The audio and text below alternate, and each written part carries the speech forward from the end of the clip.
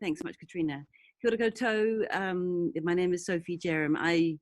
Uh, I identify as Pākehā, meaning white settler New Zealander. And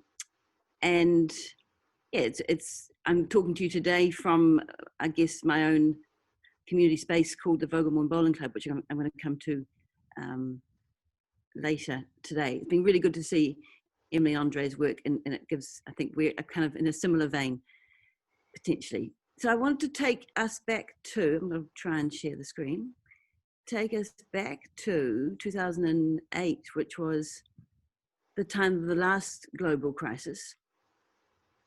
Let me just play this. Is that working? This is yeah, the range of some of the work that, under the guise Letting Space, which I founded with my artistic partner Mark Amory, we've been doing for the last 10 years. And so it was the last financial crisis of 2008 that brought I guess a plethora of vacancies in the city of Wellington, as they did in many places around the world. So there were many shops were emptied out, and the financial crisis meant that many people were no longer visible. So we decided to actively, I've been working in the business sector actually, and decided that it was much more interesting to have visibility of alternative communities and artists inside the city. So alongside the City Council and the Arts Council, we commissioned numbers of artistic projects that occupied empty space, both municipal space, but also private space. That was just a context in case you were wondering how we managed to keep the COVID virus at bay. A lot of water in between New Zealand and the rest of the world.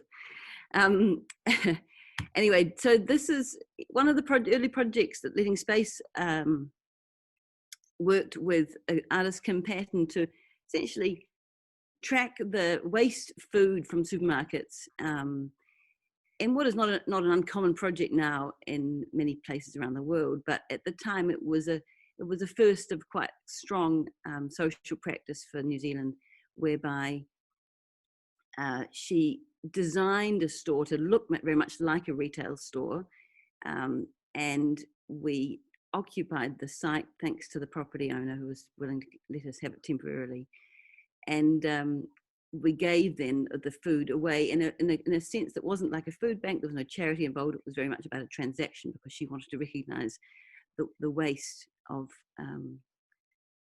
food, as well as for us the kind of wasted space.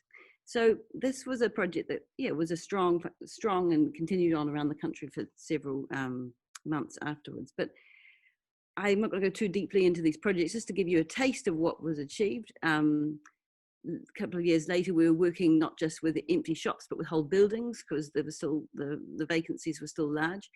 We took over this entire building that was set up from Colin Hodgson's work with a data feed from the stock market, and the lights would flicker on and off according to the stock market's activity that day.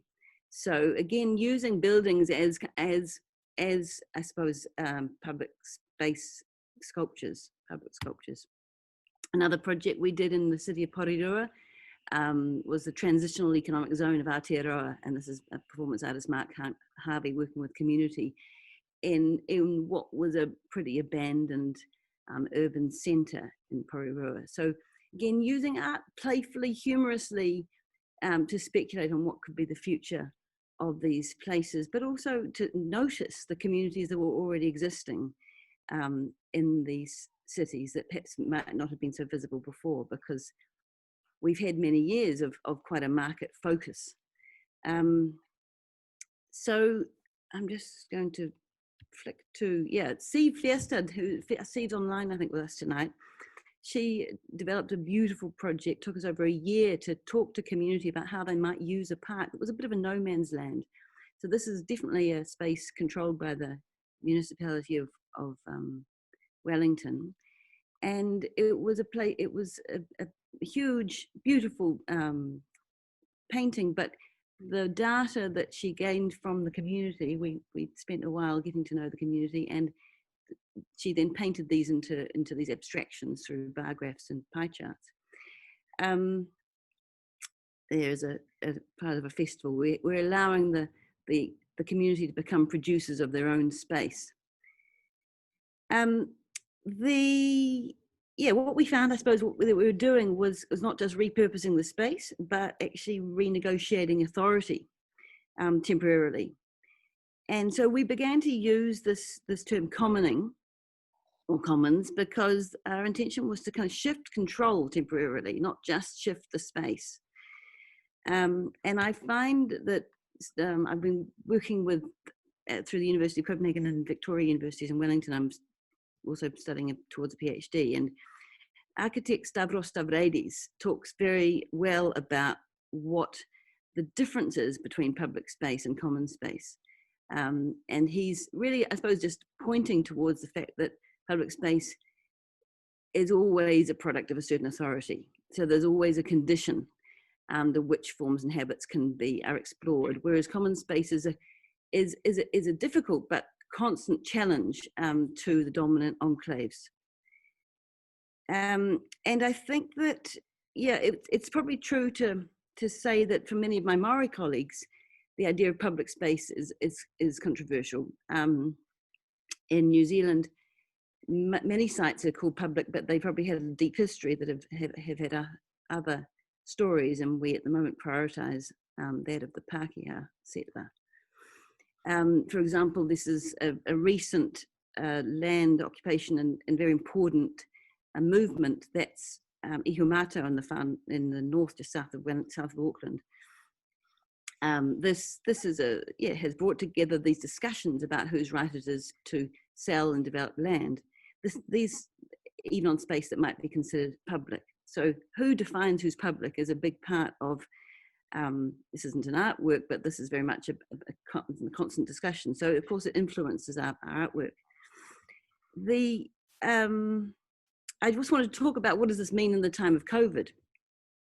And one of the things that's interesting that has been distinct, I think, for New Zealand is that many Maori feeling quite vulnerable to the virus on the east coast of the North Island, but also some of Taranaki and in the far north, have actually started taking control of their roads they did. We've now kind of we're freed from the COVID, but essentially they started to take control of their roads, stop people coming into their territories, because many in the cities were escaping to the country and thinking it would be nice to have a little holiday. So this was quite a powerful series of actions. They're peaceful and very well managed. My colleague Rebecca Kittle has sent me, I'm trying to find where's it gone? There's a video. Maybe videos are not going to work on this tonight. Where's it gone? No, it's just not helping me, not letting me do it. Oh, here we are. There's a video which shows, it's a bit of fun to show one of the communities. Here we are. Can you see that? It's a TikTok. Dance for me, oh. I've never seen anybody do the things you do before. They say, move for me, Hey? And when you're done, you can't hear it.